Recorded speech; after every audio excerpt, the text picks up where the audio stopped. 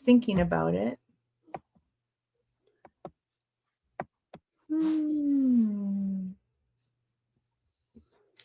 So we are live on my page and on Lily Dale's YouTube page. And I am now trying to go live on Lily Dale's Facebook page. But I'm not going to spend a ton of effort if it's either going to... Oh, my phone just told me, we're live. Okay, we're live. We have people. So I'm going to get started. Good evening, everyone, and welcome to our monthly Who Are These Spiritualists with your host, Stacy, Schuerman, Shull. And I am very excited to have tonight's guest because I have known of him, met him this summer, and am only becoming better friends with him all the time. So I'd like to welcome Christopher Stilson. I know, I'm sorry about pronouncing last names, to our show, Who Are These Spiritualists? This is a monthly video podcast broadcast coming to you live from different people in Lilydale. My show particularly talks to people who are practicing spiritualists in this current time in existence and what it means to be a spiritualist and how it works for them, along with any other thing we decide to organically talk about as we talk. There's no script. We just love getting time to share time and space. And just to let everybody know before we get into the thick of it, we still have 1 week left of season. So if you're wanting to get to Lilydale and experience what Lilydale's about, just get in your car, drive in your plane, take a train or a bus, and Uber into Lilydale. So we have one more full week of full-time action. And then we do have postseason events on the weekends. The churches become active or continue to be active with classes and such. So we hope you visit us. And if not, then just join us for Who Are These Spiritualists, the fourth Sunday of every month. So Christopher, welcome. And thank you for joining me tonight. Oh, I'm so happy to be here, and I just love your energy, and I cannot wait to have our discussion tonight. Exactly. Well, and I got a little sneak peek this summer while you were here. We went live on our coffee house page to kind of learn a little bit about you. And do you feel that I would be correct in saying your mediumship skills came first and your spiritualist dedication came second? You are 100% correct on that. So tell people a little bit about, because you kind of have been connected to spirit for a long time. Yes. So I have been connected with spirit my whole life. From my understanding through my spirit guide is that I was born psychic like everybody else is, obviously. We're all born gifted. And when I was 4 years old, my mother was in an abusive marriage. And this man had her pinned down on the couch, screaming in her face. And I ran behind the love seat crying. And that's when I had my first experience. A woman appeared out of nowhere. She said, "Christopher, just listen to me. Your life is about to change." And from that point forward, I didn't see her, but I would always hear her voice. And she was correct. My life did change. We were like dirt poor. Like my mom would pick through the food while she was cooking it, but then making sure we had plenty to eat, and we were really in a hardship situation. Mm-hmm. Well, she divorced this man and then met my stepfather, who she married, but she met him when I was 5, and they've been together since. Mm-hmm. And from that point forward, they created a beautiful life for us kids. And so we went from what I call out of the gutters in a way, but we grew as a family and whatnot. And then later on in life, I found that woman in that voice is my spirit guide, Anna. And she connects to me all the time, guides me all the time. And of course, as you know, as mediums, we can't read our own lives, which is one thing that kind of just, pisses me off, to be honest, but so she gives me bits and pieces of things to help along this path, as we all know. But other than that, like, I've been doing it my whole life. You bring up such a valid point about spirit guides. It's something that you're not, I guess my opinion is that you don't hear it as often in mainstream media with mediumship. In spiritualist mediumship, you do hear spirit guides. You know, tell me a little bit about what you've learned about Anna and being a spirit guide. Like, I love that you said that we're all born with the psychic gift, you know, but what did you learn about Anna as a spirit guide? What can you tell me more about her? So, as I went on to my spiritual journey, wanting to understand more about myself, and this practice and whatnot, I would always ask her questions. And that's one of the first rules I tell people. If you want to talk to spirit, you have to ask questions. They're not just going to sit there giving you answers. So, you have to ask questions. So from my understanding and connection with Anna, is that everyone is born with a spirit guide. We actually choose our spirit guide before coming to this physical world. They are with us while we map out our lives and what we want to learn here in the physical world. And their job is to obviously guide us in this lifetime. And a lot of people ask me, Christopher, is my mom my spirit guide, my grandma my spirit guide? Now, do not get me wrong, they can guide you. They can love you and help you from the other side. But who guided you till they died? Somebody would have had to have been there. So I always tell people you have a primary guide, and you'll have many guides throughout your life anyways. That's just how it works. But you'll always have a primary guide.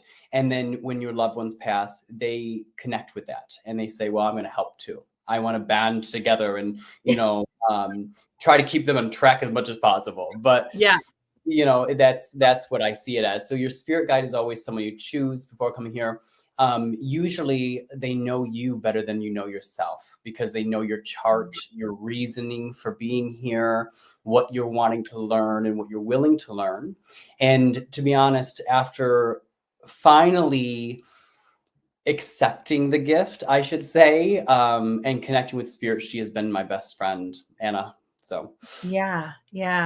I love that. Like, and you do talk about a spirit band. I mean, you hear about this, a joy guide, a protector, a life guide, all those things. I've heard all those terminologies, and I really think it's, important. Not even just development. Like, you're like, oh, I only want to develop for myself. Well, yeah, it's extremely important, to get to know your guide or get to know. And I love that you just said, ask questions. yes. Talk, it is a two-way conversation. You have to ask and partake and co-create. I love that. That's very cool. Okay. So you meet your guide, you get out of this situation, you grow up. What led you to spiritualism? Like, what led you, talk me through a little bit about medium and then, spiritualism and how those two worlds collided. So I was having a challenge with myself in mediumship because I would always do it. I would always see things, hear things, randomly know things that were about to happen. And really, no one was there to guide me. I'm the first generation psychic in the family. And no one was really there to guide me. So I tried to block it away. I didn't want to do anything with it. And this led me to pretty much suffer with severe anxiety. I would have like 9 to 10 panic attacks a day. I wouldn't understand what was going on.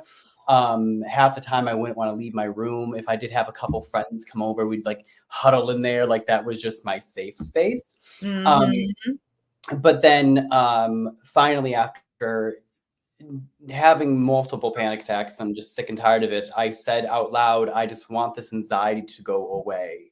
And Anna answered back, well, if you would just listen to me, I can help you. And so I started doing more of what she told me to do in practices.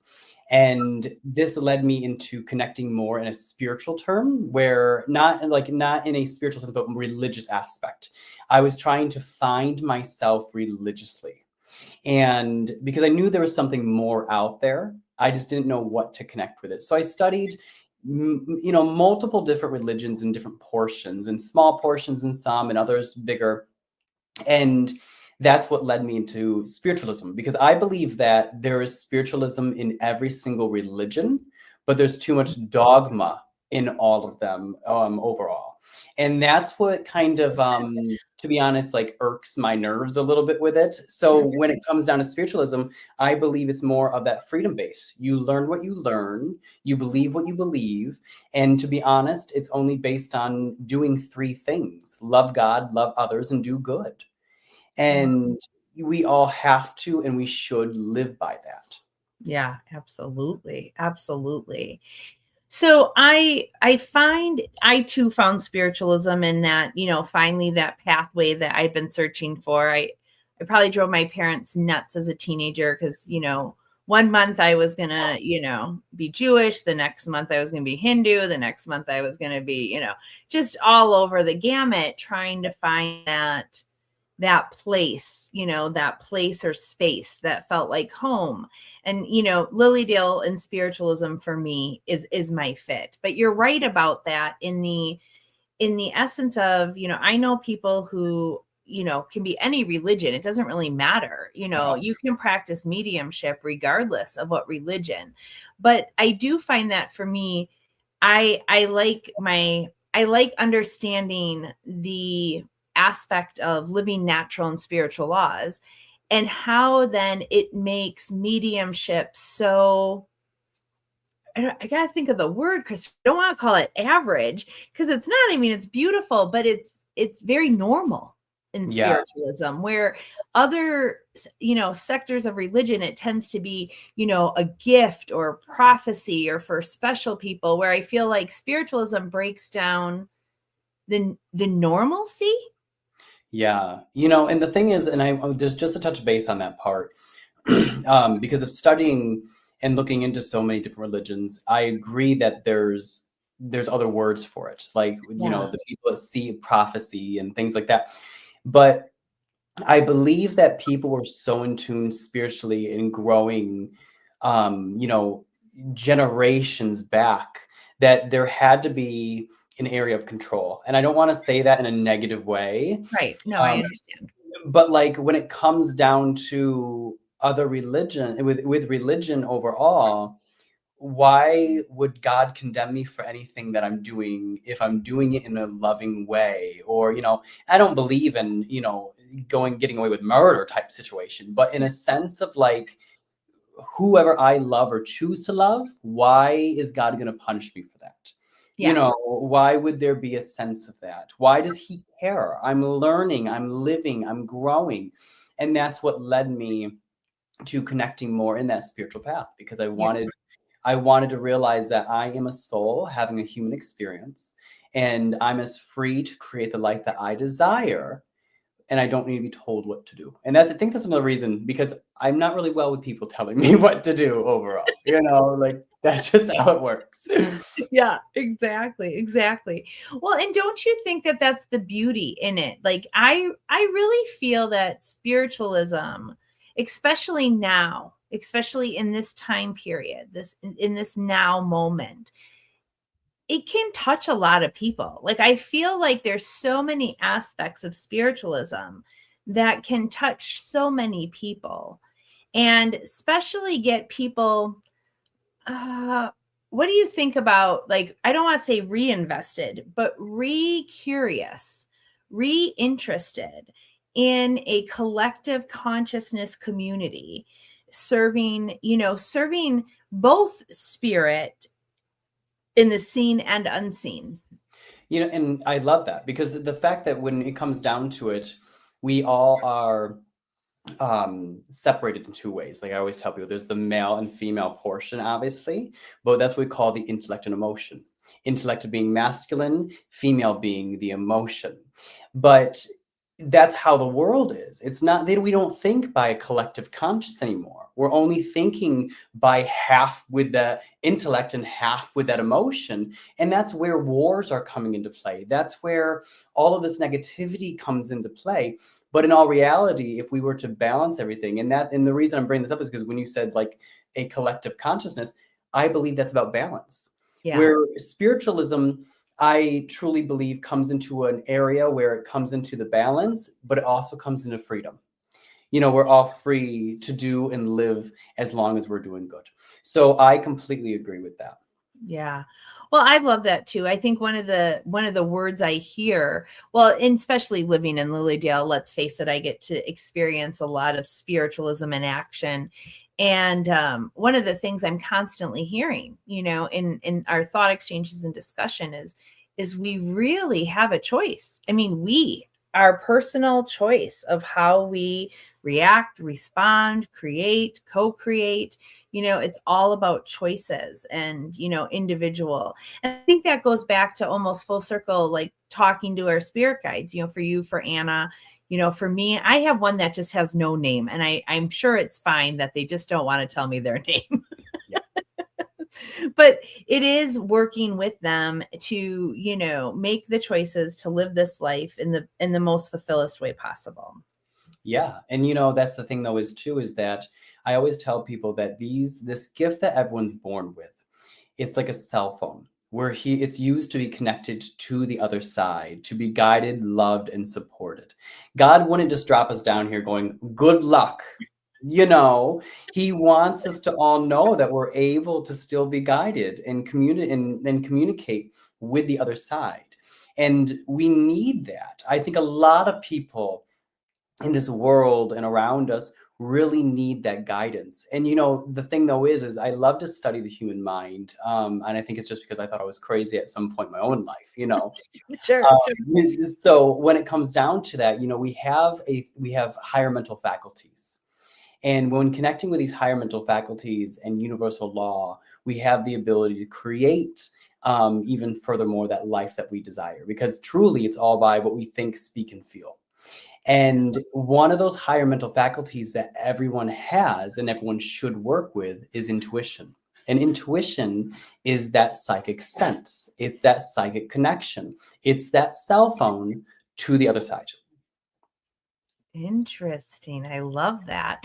So then would you define mediumship as a call, like actually getting a recipient on the other line? I love listening to people's understanding of like psychic intuition and mediumship. I was always brought up that the two are completely separate, but I'm liking your idea of a cell phone, like maybe mediumship's an app on the cell phone. I don't know. I love that you say that, because when I'm expressing this, the thing though is that with mediumship and with the psychic and mediumship, psychic is more of the connection with energy and your chart on the other side, your Akashic record, so your lifeline. Okay. And then with mediumship, it's a connection with spirit, obviously, and and things like that. They say that mediumship, when you do mediumship, it's both anyways, because you can get that psychic connection from spirit. So spirit can give you the insight of future events and, things like that they have to bring up or talk to you about. So technically, when you're medium, you do both. When you're psychic, you just do psychic. From what my understanding is with that. Mm-hmm. But when it comes down to the whole cell phone aspect, people really have to understand that is all by frequency. And that's what I talk about with cell phone. With your cell phone in your hand, your everyday cell phone, when we're calling each other, we are connected to a frequency. That's what it is. It's just a frequency that we're connected to. I dial your number, I'm going to get you. If I dial someone else's number, that's a different frequency. It's going to connect to that. But so spirit is always on a higher frequency. It's a vibrational level. And people just need to learn to tap into that vibrational level by meditating, relaxing the mind and body, or being more into a higher vibration. When people tend to be stuck more into that low vibration of depression, guilt, grief, I always call it horse blinders. You're not connecting with spirit fully. You may get information, but you're blocking it out because you're forming at a lower vibration. Mm-hmm. And I'm not going to say that everyone, like, my life is not rainbows and unicorns. Oh, right. Yeah. Like we're just because, and a lot of people think that just because we're spiritual people that our lives are perfect. We still have to go through things to learn and experience just as well as everybody else. But when you open up to that, you're guided differently. You're seeing things differently. You're feeling things differently. I feel like being a spiritualist, I have more of an half glass is full type situation. Sure. Yeah. You know, Yeah. Yeah. and More optimistic. Yeah. yes, more optimistic. So when it comes down to that cell phone line, it's just you being on that frequency. You're just connecting with it. And I can't give a direct call. So when people come to see me and they go, well, I want to talk to my grandmother, I'm sorry. I can't just, she has no number. That's not how that works. If she shows up, she shows up. But I'm in tuning to that frequency, that level that they're on. Okay. Interesting. I like that. I like that. So tell me a little bit then about your like your offerings or what you're doing, because I know you're in a book. I mean, so obviously you've taken this gift from a young child and developed it, understood it with the help of Anna, with the help of, finding community. I think that's important too. I think a lot of people don't know where to go when a lot of this is happening. So you find community. And so now what's your active, I don't know, work. I don't want to call it work because I know it sounds like work, but it is work. But where is Christopher today? What are we doing today? Yeah. So first of all, I love that you're bringing up work, because I always say because I've always learned that when you enjoy something, it doesn't count as work at all. I enjoy doing what I do. So it doesn't count as work for me. I love talking. I love communicating. I love channeling spirit. I do want to mention too that I love channeling spirit now. The reason I say that is because when I was younger, I thought I was crazy. Whenever I was hearing things, seeing things, and whatnot. Again, I was the first generation psychic. So when I was 16 years old, Anna told me that I had to start doing readings. And I said to her, I said, no, I'm not doing that. I said, I can't do that. That's not my cup of tea. And she says, well, you should be, and you need to start now. And I said, well, I will do readings under one condition. You tell me what the difference between a schizophrenic and a psychic is, because I was very nervous about that. Yeah. And she said, Christopher, a schizophrenic's paranoid. You've never been paranoid. And it's true. I'd never been worried. I never, I would always just see things, hear things, and feelings. And I'm not trying to say that people are crazy, but there is a difference because we do have mental health issues out there. We do, and it's something we all have to pay attention to. Absolutely. So when it comes down to it, when you're a medium, there's nothing scary about it. We're not freaking out in corners or, crying and whatnot. And I'm not trying to judge the people that do have schizophrenia, because I love all. But when it comes down to it, we have to know the difference. We truly have to see in spirit would never harm. That's the thing. Spirit never harms, and whatnot too. So with that, I started jumping into doing readings and all of that stuff at 16. Now, my offerings are obviously the psychic medium readings, personal readings, and I can do group readings and parties. I do gallery readings all the time at the Kilmer Mansion, a beautiful mansion here in Bingham. Well, it's an hour from me. Binghamton's an hour from me. I'm from Elmira, but it's a beautiful mansion. I also am a feng shui consultant. I love doing feng shui for people. And I'm a diamond mind coach and advisor. So I also love to help people with personal development through mentality of learning how to work with yourself in universal law. Oh, I love that. Which is very powerful information. And then I also am an energy therapist and an international best-selling author. And the reason I do so many things is because being human, I think I'm bored sometimes when it comes down to it. You just think, you're just like, what else could I do? Yeah. But also because I found out that there's 3 aspects of life that everyone should focus on. And when focusing on these 3 aspects of life, you're almost working with 99.9% of manifesting. And that is your environment, whereas the feng shui comes in. Whatever you have around you and whatever people you surround yourself with actually sends you subconscious messages. And that's what else creates more of your life. So if you have darker colors around you, for example, you're actually manifesting depression and sadness and this and that. But there also is placements for certain things to help amplify the energy, bringing in more of that manifesting energy. And then, of course, the second step is our mindset and how powerful our minds truly are. Absolutely. So whatever we speak, think, and feel, we create. And there's a lot behind that. And that's where the Diamond Mind Coach and Advisor comes in. And then, of course, number one, where we are spiritual people or spiritual beings having a human experience. So it's called, first of all, it's called earth luck, which is the feng shui. That's your environment. Then there's human luck, which is your mindset. And then there is heaven luck, which is your spirituality and your connection with spirit and your chart from the other side. That is awesome. I am intrigued now. I love that. I love that. Well, so much of what you say too, right? You hear, we create our own reality. Thoughts are things, there is this, and understanding, I think, the totality of who we are in this human experience is important too, kind of going back to the mental health thing. I absolutely agree. I mean, we have illnesses in the physical world, and those illnesses might not be cultivated from the soul. They just might be part of our earth experience, or the earth, the reaction to the action of the earth experience. And I think that one of the things that I find refreshing since starting, I started spiritualism, I don't know, 17 years ago, is that you do see those who are teachers and mentors really talk about the importance of mental health, Yes. and admit that we all go through it. Like you said, it's not always rainbows and unicorns for us. I even just had a conversation this morning. I said, being a spiritualist is hard.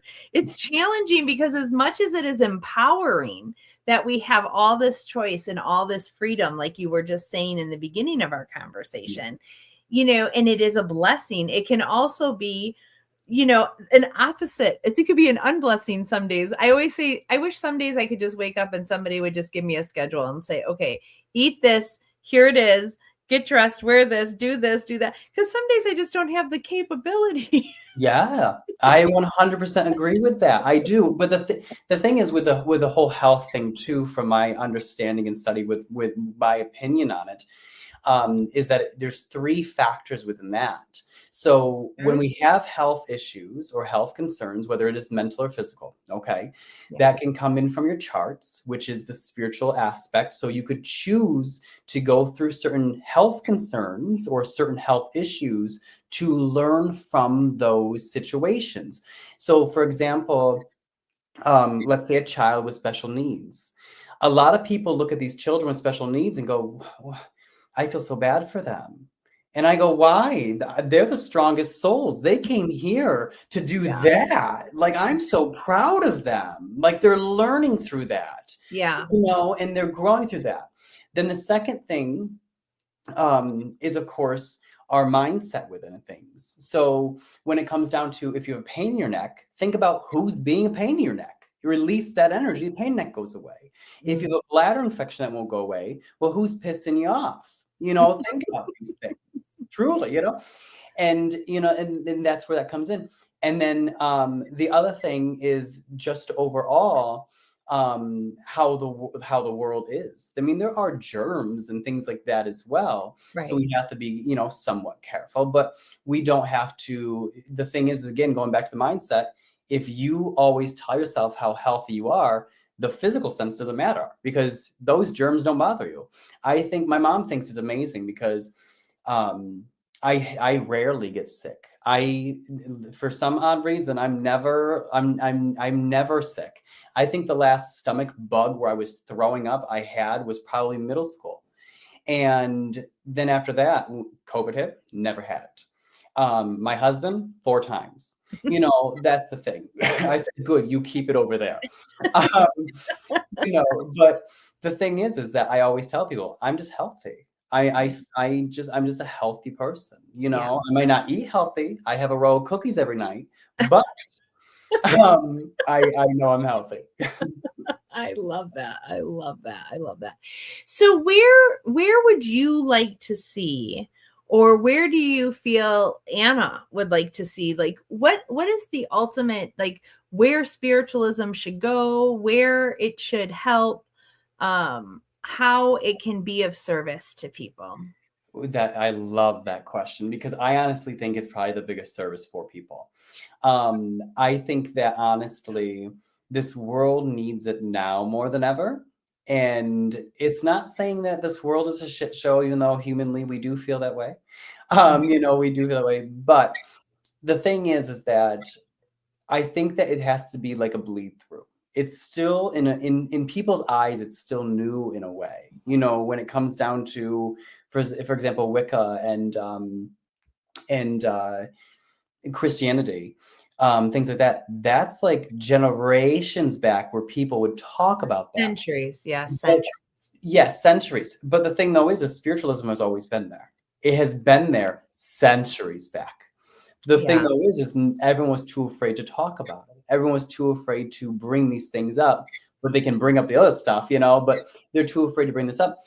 I think that it's now still bleeding through. I think that it's still, the veil is still thinning, so to speak.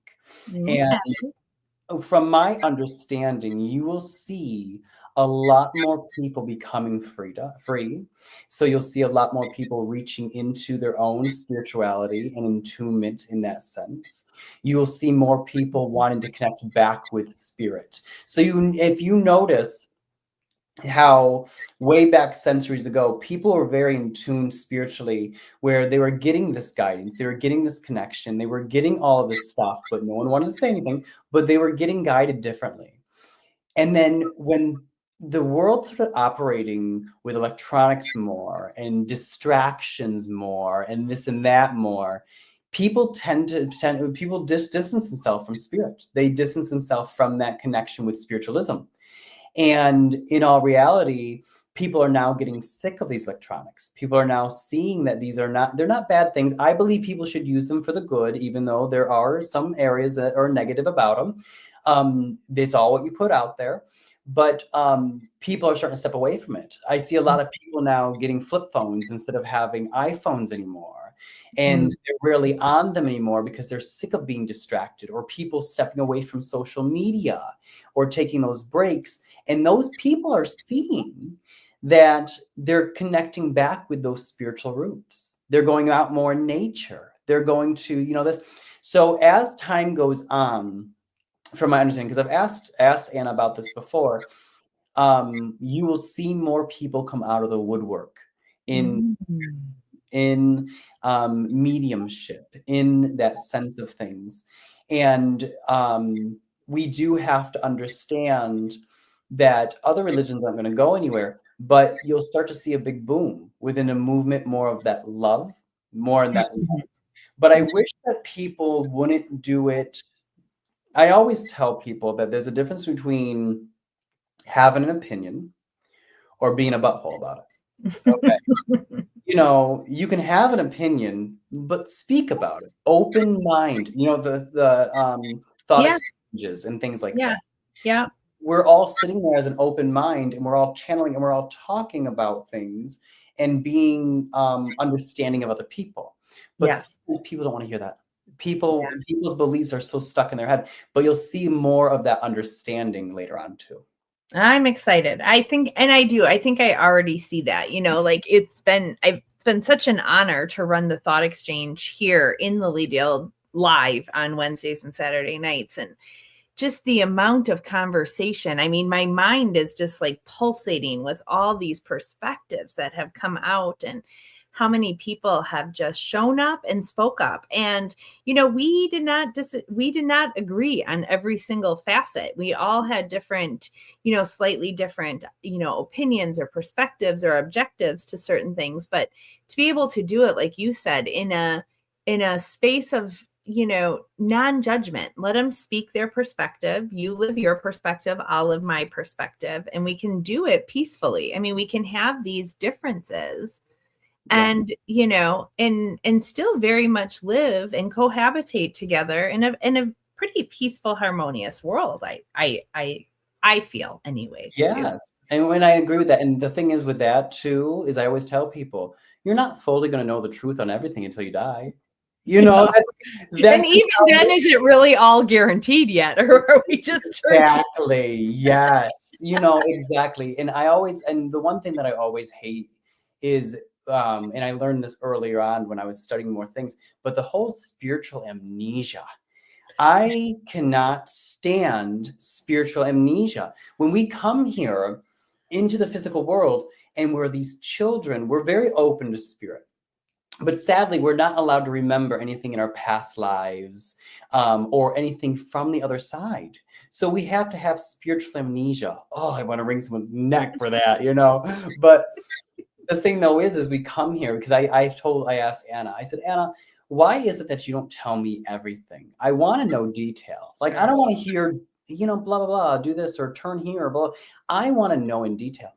And she said, Christopher, if I were to tell you everything that you were supposed to know right now, then you wouldn't have wanted to come here in the first place. Yeah. You are here to learn and experience like everybody else. And, you know, people choose their religion before coming here as well. Really interesting. Yes, because and this is what happens is as we're here and we have free will, you might get sick of that religion and want to go into another religion. That's possible. But there may be one that you're born into. Obviously, a lot of people are born into it. My mother let me be the nut job I am. You know, I always tell people. Sure. Yeah. Just how it is. But people choose to be born into certain religions because they want to learn from that aspect of the religion. Yeah. You know, from what they have to teach. And then they learn from that and expand from that. You know, we're all fax machines. Everything you do, down to getting dressed and how you drive your car, is getting faxed to the universe, is getting faxed to God, whatever you want to call them. It's all based on learning. Yeah. Oh, I love that. I love it so much. Mm-hmm. My gosh, I feel like I could talk to you for like 20 hours straight. And I just want to pop up. I see some people commenting that they're enjoying listening, and thank you for listening. And this will go on the Lilydale Facebook page and, you know, on my Facebook page. But it will probably be a replay. We might not be live. So if you don't see that little red live button, no, it's on replay, but feel free to reach out in the comments. I always kind of watch and help observe. Christopher, okay, final thoughts. First, I have two final things I want to ask you. I want to first ask you about your book. Okay. How did that come to be? How did that, you know, I mean, I'm sure we have choice, but I'm sure too, we also have little destiny paths. So how did the book, and tell us a little bit about that in case people were wondering, because you did say you were an author. Yes. So I am an international bestselling author. And the reason for this is because, first of all, I'm a highly dyslexic person. So I am super dyslexic. And, you know, we have our programs, we call them paradigms. So whatever we're programmed throughout our life, we have into our subconscious mind. So I was always pretty much told that I wasn't going to amount to writing books or doing things in the literature type situation because of my dyslexia. Which I never wanted to pursue anything in that because of that. And what happened was when I studied feng shui and was certified in feng shui, I had the opportunity to write a book with Marie Diamond, who is a famous feng shui master. He travels the world and all of that stuff. She was part of the book, The Secret. She's the reason why it became so big. And she's actually in the documentary, The Secret. So I had the opportunity to write, and she's also my feng shui master. But I had the opportunity to write a book with her, and that book became #1 bestseller in 8 countries in 1 hour. And it was a very beautiful experience. After that, I flew to LA and had cake in her house, which was like fangirl moment there, you know. Of course. So I absolutely loved that.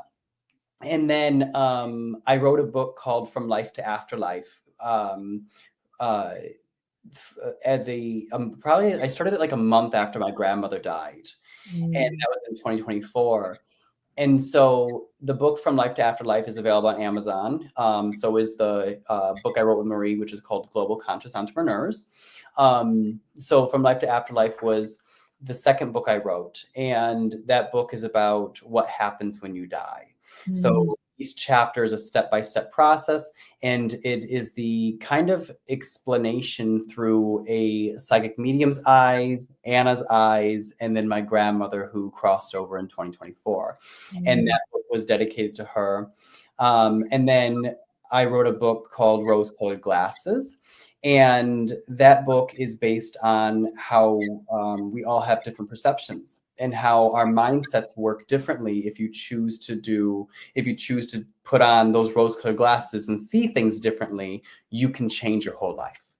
Oh. And each chapter in that book helps you with your mindset, the way you see things, and what you can do better to see things differently to make the life that you desire. Mm. And that book came from my studies through Bob Proctor's work.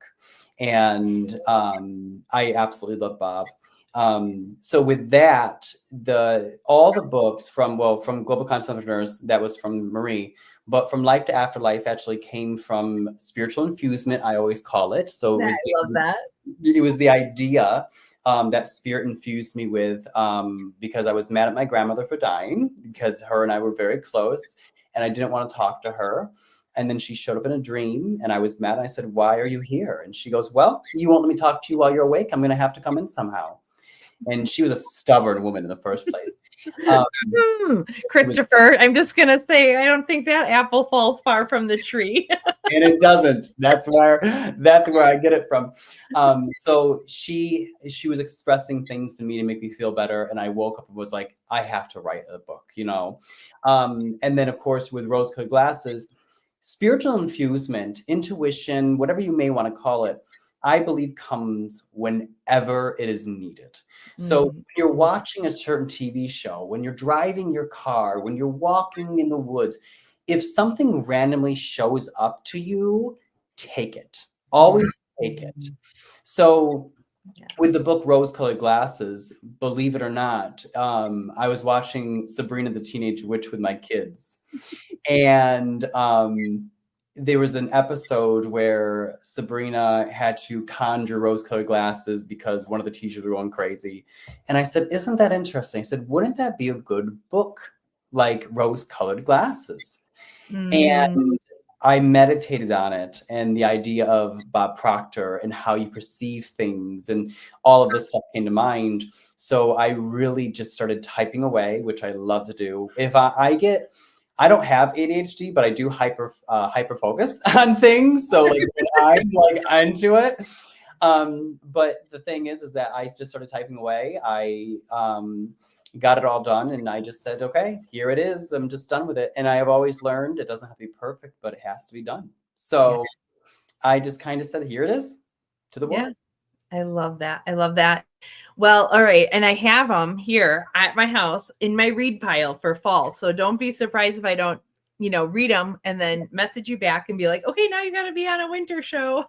I would love that. We need to talk about this book. So, and for those that have been listening or those that are going to be watching in the future and they feel a kindership, a connection, and want to get a hold of you, how can they find you?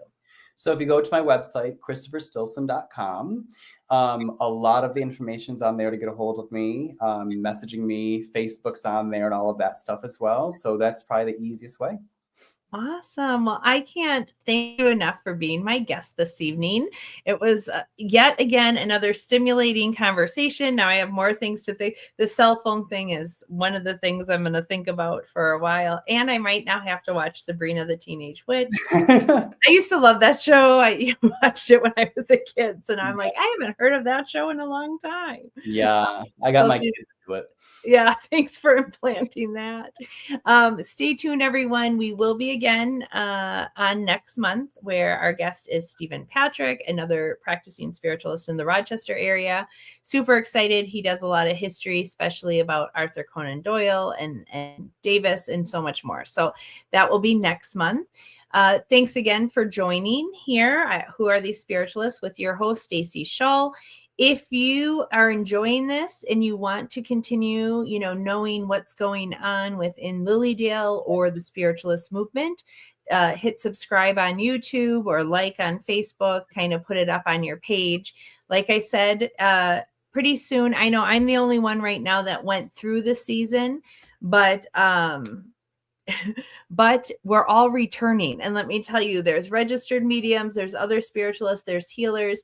They have shows throughout the month. So definitely take a look at some archived old videos and check out all the different shows that will be coming back to our Facebook and YouTube channel. If you still have time to get out to Lilydale, you have one more week while we're in season, but we do have a lot of great post seasons. Mark your calendar. September 19th is Fun Fest, and they will be having a free healing service and message service that day. Also, and we also have Marion Skidmore Day coming up on September 5th. I mean, there's just so much happening still in Lilydale, even when we're not in season. And thank you so much for watching. Christopher, thank you so much for being here. I was just loving the time. I looked up and it was 4444. Again, when I think what Christopher said best, when spirit shows you a sign, take it, right? You hear it, you take it. Be spiritually infused. Christopher, you've given me so much information. I love it. Thank you. And thanks everyone for watching. Have a great evening, and we'll see you next month. Thank you.